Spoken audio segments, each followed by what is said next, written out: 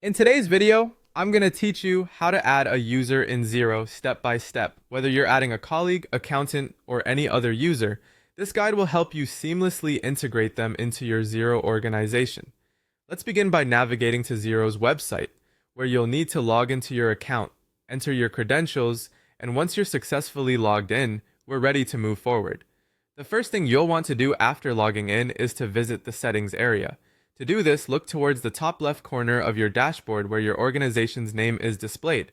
Click on it, and from the drop-down menu, select Settings. Depending on your Xero interface, this might be labeled as General Settings. It's generally the same pathway, so no worries there.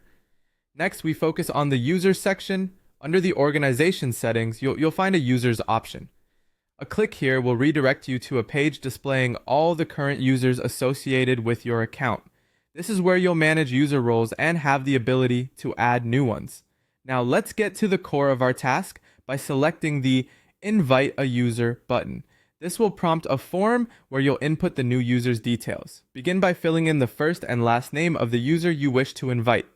Following this, make sure to accurately enter their email address, as the invitation link, allowing access to your Xero organization, will be sent there. With the particulars in place, it's important to assign the appropriate roles and permissions. Assess the level of access the new user should have. Under Business and Accounting, options range from Standard to Advisor or Read-Only access.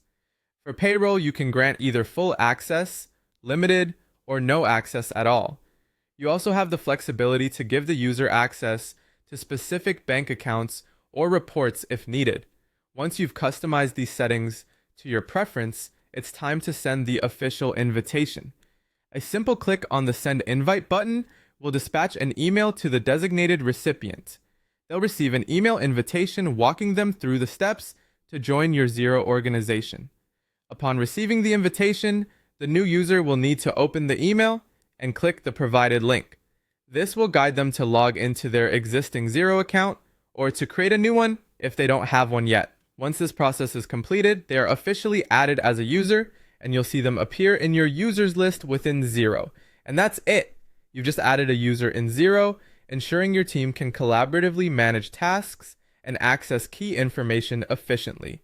Thank you for watching, and make sure to subscribe for more useful tutorials and tips to streamline your Xero experience.